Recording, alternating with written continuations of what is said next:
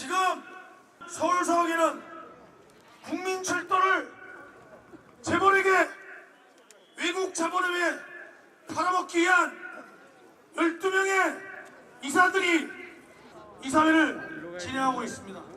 스타벅 KTX 법인 설립 의결이 이제 통과됐잖아요. 예. 그게 어떤 의미죠? 법인 설립된 것은 이제 수서발 KTX를 운영하는 회사를 철도공사와 다른 회사가 운영하게 되게 된다는 의미고요. 그리고 그 이사회를 통해서 법인 설립이 결의되고 이제 신설법인 설립 절차에 들어가는 거죠. 이 설립 절차에 들어가게 되면 일단 그 수서발 KTX를 운영할 수 있는 여러 제반 여건들이 있어요. 일단 회사 설립 과정에서 필요한 여러 자본금도 모금해야 되고요. 모집해야 되고, 그리고 이 기관사라든지 어떤 시설 분야 이런 것들에 대한 설비도 갖춰야 되고, 그래서 국토부가 정한 면허 요건을 충족하고 국토부가 면허를 발급하면 바로 독립적인 KTX 신규 KTX 운영사가 하나 더 생기는 셈이 되는 거죠. 수서발 KTX 분리가 민영화의 아주 중요한, 특히 한국철도 전체 산업의 민영화의 중요한 계기가 될 거라고 보는 이유가 바로 그 문제인데요. 지난 6월 26일 날 국토교통부에서 철도산업 발전 방안이라고 발표를 해요. 발표를 하고 그 과정에서 나오는 게 핵심은 그거예요. 수서발 KTX를 분리해서 경쟁치를 만들겠다. 그리고 코레일의 경영이 악화돼서 운영을 반납하는 지방선들에 대해서는 민간 개방을 추진하겠다라고 얘기를 했어요. 그럼 이 말은 무슨 말이냐면, 일단 수서발 KTX가 개통되면 코레일의 수익은 줄어들 수밖에 없어요. 확 줄어요. 그러니까 조사에 따르면, 이건 코레일에서 조사한 바에 따라 한 4천억 정도가 영업수익 준다고 해요. 1년의 매출액이. 엄청난 비용이거든요. 근데 지금 한국철도 노선 중에 KTX 노선, 경부선 KTX 노선 빼고는 다 적자예요. 그러니까 오로지 여기서 얻는 수익으로 지방의 적자선을 보조해서 운영되고 있는 셈이죠. 근데 수서발 KTX 개통되면 그 강동, 강서, 분당, 성남 이쪽의 주민들은 서울역에 안 오거든요. 집 앞에 수서역이 있는데 누가 서울역에 오겠어요. 또는 역으로 제가 서울역 근처에 사는데 미치다고 1시간 반 이상 가서 수서역 가서 그걸 타고 갑니까? 그에 따르면 4천억 정도의 매출 손실이 일어나는 거죠. 그러면 고속선에서의 수익이 확 줄어들 수밖에 없거든요. 그럼 수익이 줄어들면 지방적자선에 대한 보조를 할 수 없게 되는 거죠. 그럼 국토부의 방안은 뭐냐면 코레일의 자연사를 유도해서 지방적자선의 운영 능력을 떨어뜨리겠다는 거죠. 그러면 지방선에 대해서 운영 능력이 떨어지면 지방선의 운영권을 코레일이 반납하게 하겠다, 이런 의미죠. 왜냐하면 그 발전 방안에 그렇게 나와 있거든요. 코레일이 경영상의 이유로 운영권을 반납하면 민간 개방을 하겠다. 그러면 이 수서발 KTX가 그렇기 때문에 전체 한국철도의 민영화의 어떤 시발점이 되는 의미가 있는 거고요. 근데 여기서 되게 중요한 게 하나 있어요. 어떤 중요한 점이냐면, 민간 개방을 한다고 하면 한국에 이 철도를 운영할 수 있는 민간 회사가 있나요? 없죠. 근데 국토부의 입장은 지방선에 대해서 민간 그러니까 개방을 해서 경쟁 입찰을 한다 그래요. 그럼 경쟁 입찰을 하려면 최소한 2개 이상의 회사가 있어야 되거든요. 경쟁 입찰을 해야 되니까. 근데 한국에는 이런 회사들이 존재하지 않는데 어떻게 민간 회사가 여길 들어올 것이냐. 기술력과 자본력을 갖고 있는 외국 회사들이 들어올 수밖에 없어요. 왜? 한국에는 그 주요 간선 철도를 운영할 수 있는 능력을 갖고 있는 회사가 하나도 없어요. 민간 기업이. 그렇게 해서 지금 지하철 9호선 운영하고 있는 베올리아사라든지, 또는 그 외에 이 철도를 운영할 수 있는 여러 가지 다국적 기업들이 있거든요. 그런 회사들이 한국이 민간 개방해버리면 경쟁 입찰해서 우리가 운영해보겠다 하고 들어오면 그 나라의 기업들이 한국철도의 간선망에 침투할 수 있는 아주 중요한 계기가 되는 거죠.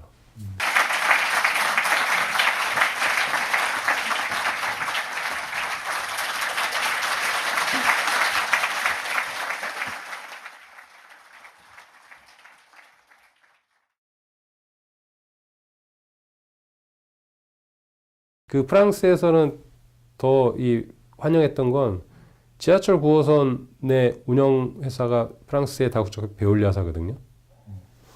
그러니까는 이 프랑스에서는 베올리아사가 한국 지하철 시장에 성공적으로 진출했고 이런 것들이 어떤 본보기가 되고 있어요. 그래서 더 적극적으로 진출해야겠다 이런 걸 갖고 있는데 그런 시장을 더 확대해서 개방하겠다고 나선 마당에 저라도 제가 프랑스 사람이면 기립박수 치죠. 우리가 개방하면 저쪽도 개방하기 때문에 800억 유로의 뭐 연간 800억 달러 이르는 유럽의 철도 조달 시장에 우리가 가서 또 많은 수익을 얻을 수 있다라고 이제 하는데 그거는 말이 안 되는 거고요. 그러니까 한국 철도 산업의 경쟁력은 외국의 선진 그 기술과 자본력을 갖고 있는 나라들과 비교하면 거의 뭐 그 어른과 아이 싸움조차도 어른과 갓난아이 싸움조차도 안 되는 현재의 실정이고요. 그런 과정 속에서 엄청난 기술력을 보유하고 있는 뭐 외국 시장에 한국이 참여할 수 있는 가능성은 거의 없고요. 대신 한국의 시장은 얼마든지 개방될 수 있는 조건을 갖게 되는 거죠. 특히 소발 KTX 같은 경우도 이건 공기업이기 때문에 민영화 가능성이 없다고 하지만 지분은 100% 공기업을 갖고 있어도 이건 껍데기로 전락시킬 수 있어요. 왜냐하면 소발 KTX 경영진이 각 파트별로 분야를 아웃소싱해서 민간 기업이라든 상관없이 그 효율적으로 경영하라고 이 외주화를 해버리면 그러니까 파트별로 영역을 줘서 해버리면 거긴 이 민간 기업들이 들어와서 얼마든지 자신들의 운영적 노하우를 통해서 이 운영에 참여할 수 있는 길이 열리게 되는 거죠. 근데 그런 기업들은 이 소발 KTX 지분을 하나도 안 건드리고 할 수 있어요. 그 예가 뭐냐면 바로 지하철 9호선인데 지하철 9호선 하면 우리 시민들은 흔히 이제 맥쿼리를 떠올려요. 근데 맥쿼리 이제 그 주식을 매각하고 나갔거든요. 근데 맥쿼리가 들어오기 전에 그러니까 지하철 9호선 주식회사의 대주주는 현대건설, 쌍용건설, 여러 금융회사 이런 연합체였어요. 이들은 다 건설사고 금융사기 때문에 운영할 능력이 안 되거든요. 그래서 지하철 9호선 운영 주식회사를 만드는데 이 운영 주식회사의 베올리아가 주인인 거죠. 그러면 이 지하철 9호선 운영 주식회사는 지하철 9호선 주식회사로부터 운영에 대한 대가로 돈을 받는 거예요. 그리고 이 실제적 운영은 이 베올리아사가 주인인 지하철 9호선 운영 주식회사가 하는 거죠.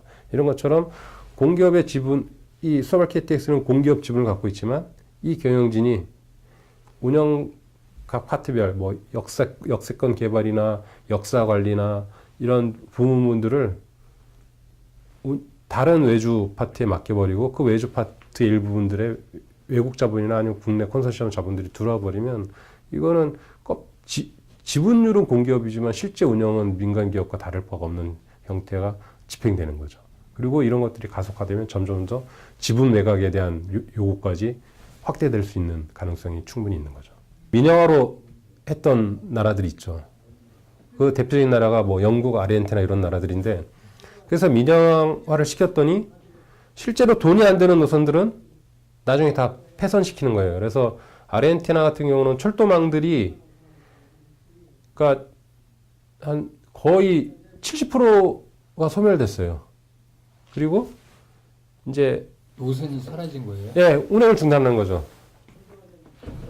돈이 안 되니까 나중에 민간 회사에 넘겼는데 민간 회사가 파산하거나 도저히 우리 민간 회사 왜냐면 그리고 왜 파산할 수밖에 없냐면 민간 회사가 어떤 선로 유지 보수 비용이라든지 또는 이런 것들에 대해서 투자를 안 하는 거죠. 그러니까 선로 유지 보수하려면 돈이 많이 들어가는데 그거보다는 그냥 슬슬 다녀. 아니면 운행 간격을 줄여. 이러다 보니까 점점 더 열악해지고 궁극적으로는 폐선까지 되는데 특히 이제 아르헨티나 그 부에노스아이레스 시내 같은 경우는 부잣집 동네하고 가난한 집 동네하고의 열차 이용 환경이 달라요.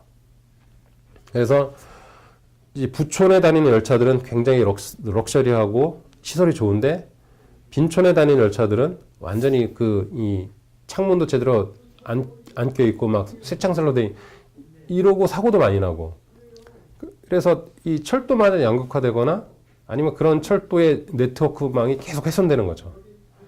근데 그런 것들이 아주 구체적인 민영화의 폐해 사례인데 이런 것들이 선진국이라고 불리는 영국에서도 수탁이 일어나거든요.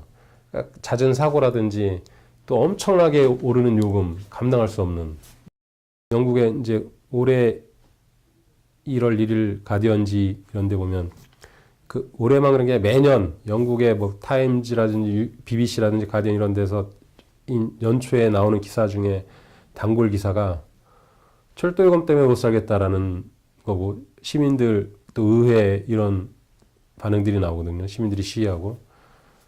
그러니까 이 도저히 연봉으로는 이 셀러리맨들의 연봉으로는 철도 요금을 감당할 수 없어서 그러니까 출퇴근도 못할 지경이다 이런 기사가 나오는데 한국에서 이제 지금 경의선 서울에서 뭐 일산 이 정도 거리 전철 타고 다니면 1년 동안 교통카드 찍어봤자 출퇴근하면 200만 원도 안 들걸요. 제가 정확히 계산 한 160 몇만 원 나오는 것 같은데 근데 그 정도 거리를 영국에서 하면 600만 원을 드려야 돼요.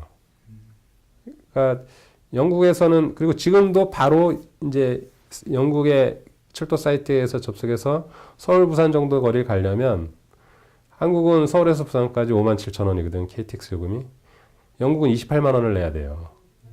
국토부는 지금 어떤 연구력을 줬었냐면 현재의 KTX 운행 요금 체계를 바꿔야겠다라는 것들을 용역을 줬고 그 용역의 주요 그 목적은 현재 KTX 요금이 너무 낮기 때문에 실제로 이 건설비를 회수할 수 있을 정도의 요금을 받겠다. 이런 취지가 깔려 있는 거죠.